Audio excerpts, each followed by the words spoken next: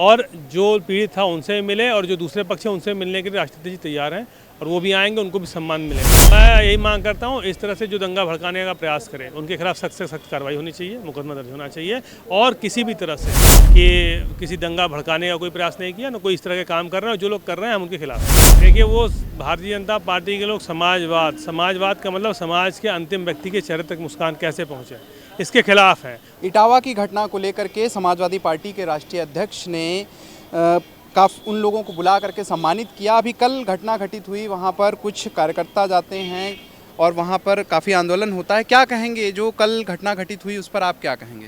देखिए, जिस तरह से कल की जो घटना घटी है वो पूरी तरह से मैं आपको बताना चाहता हूँ, भारतीय जनता पार्टी का एजेंडा मैंने वो पूरी तरह से प्रपोज्ड था। वो पूरी तरह से भारतीय जनता पार्टी ने प्रपोज करके उस आंदोलन को कराने की कोशिश की है। आने वाले समय में और ऊंचा, क्योंकि भारतीय जनता पार्टी लगातार धर्म को धर्म से, जात को जात से लाने का काम करती है।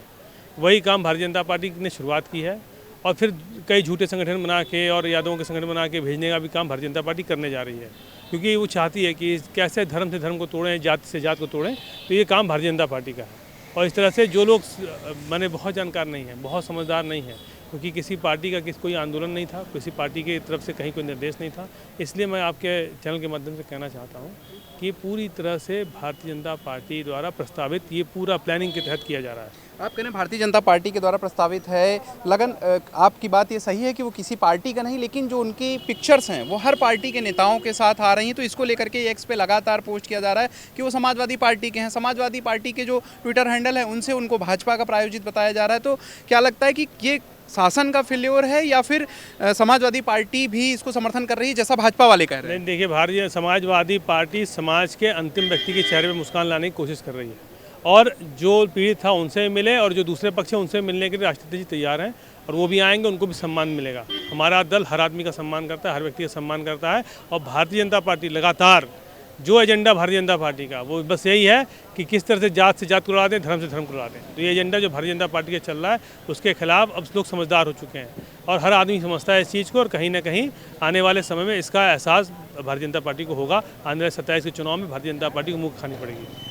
एक सवाल और है कि वहाँ की घटना को लेकर के अखिलेश जी ने शांति की अपील भी की, लेकिन फिर भी उसके बावजूद भी वो लोग वहाँ पर गए और कई सारे युवाओं के ऊपर मुकदमे भी लादे गए हैं। ये जितने लोग हैं ये वो नासमझ लोग हैं जो बेचारे फेसबुक पे देख के, ट्विटर पे देख के, व्हाट्सएप पे देख के किसी के बुलाने पे चले गए और कुछ लोगों को तो प्रायोजित करके बुलाया गया और जिनको बुलाया गया उनको बड़ा सा सम्मान, सीओ और इंस्पेक्टर और बड़े अधिकारियों ने बड़े सम्मानित तरीके से उनको गिरफ्तार किया। आप गगन यादव की बात कर रहे हैं? मैं किसी के नाम नहीं ले रहा, मैं बताना चाह रहा हूँ कि कुछ लोग हैं ऐसे और कुछ लोग ऐसे भी हैं जिनको आज पुलिस ने बंद कर दिया, जो बेचारे फेसबुक पे देख के चले आए, नौजवान वो भावुक होकर चले आए, जिनकी भावनाओं के साथ जिनके बुलाने पे आए उनके लिए आप क्या मांग करते हैं? मैं यही मांग करता हूँ, इस तरह से जो दंगा भड़काने का प्रयास करें उनके खिलाफ सख्त से सख्त कार्रवाई होनी चाहिए, मुकदमा दर्ज होना चाहिए।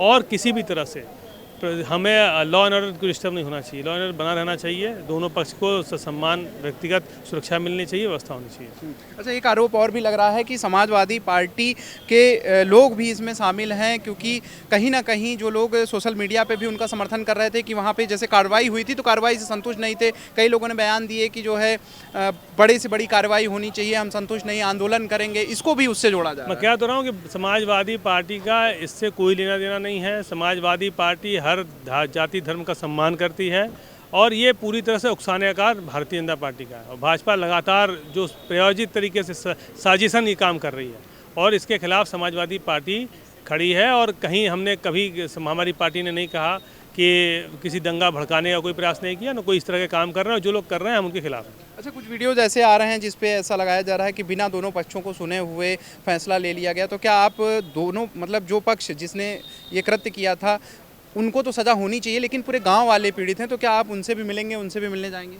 बिल्कुल, जो लोग पीड़ित हैं सबसे हमारे लोग मिल रहे हैं, मिलने भी जा रहे हैं। हमारी पार्टी के लोग वहाँ पर सक्रिय भी हैं और काम करेंगे आने वाले समय। कोई ऐसी दिक्कत वाली बात नहीं। बहुत बहुत अच्छा, ये आरएसएस के प्रचारक हैं दत्तात्रेय होसबले सरकारवाह हैं, उन्होंने एक बयान दिया है 50 साल कल पूरे हुए आपातकाल को लेकर के। उन्होंने कहा समाजवादी शब्द और पंथ निरपेक्षता शब्द, जो ये शब्द जोड़े गए थे 1975 में जब इमरजेंसी लगी थी, इनको हटाने की ज़रूरत है। इस बयान को आप कैसे देखते हैं? देखिए, वो भारतीय जनता पार्टी के लोग समाजवाद का मतलब समाज के अंतिम व्यक्ति के चेहरे तक मुस्कान कैसे पहुँचे, इसके खिलाफ हैं। वो पूंजीवादी लोग हैं, वो कम्युनल लोग हैं, वो किसी उनका कहना है कि ये जबरदस्ती जोड़े गए थे, कह तो रहे हैं कि वो इसके खिलाफ है, वो नहीं चाहते देश में समाजवाद हो, किस तरह से समाज के अंतिम व्यक्ति के चेहरे तक मुस्कान पहुंचे।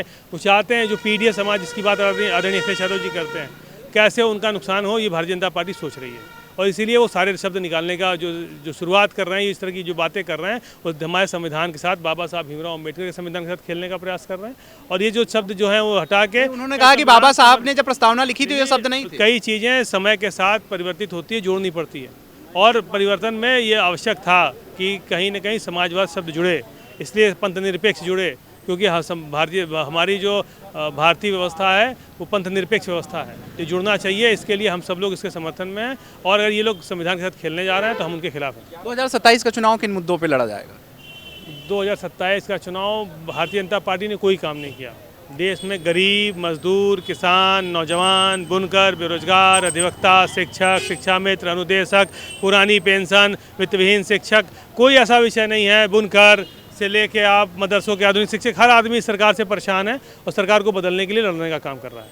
चलिए, तो ये थे हमारे साथ समाजवादी पार्टी के एमएलसी आशुतोष सिन्हा जी, जिनका कहना है कि जो वहाँ पे दंगे जिन्होंने भड़काए हैं उनका समाजवादी पार्टी से कोई लेना देना नहीं है। उन सख्त कार्रवाई होनी चाहिए, और जो नौजवान युवा फेसबुक में देखकर वहाँ पर गए हैं, भ्रमित हुए हैं, उन पर भी कार्रवाई हुई है, उसको लेकर के उन्होंने अपनी बात रखी। आपको इनकी बात कैसी लगी कमेंट करके हमें ज़रूर बताएं। वीडियो जर्नलिस्ट सनी के साथ मैं आलोक दीक्षित, #भारत न्यूज लखनऊ।